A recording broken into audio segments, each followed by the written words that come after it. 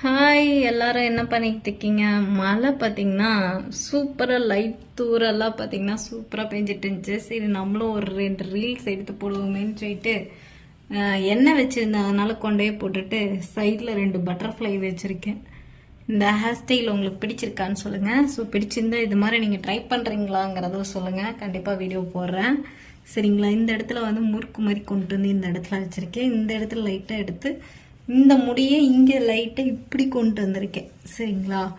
So மலைக்கு வந்து யாருமே கடைக்கு வர மாட்டாங்க இல்லையா? ஸோ இந்த மாதிரி ஏதாச்சும் வீடியோ பண்ணலாமேன்னு சொல்லிட்டு எடுத்தேன்.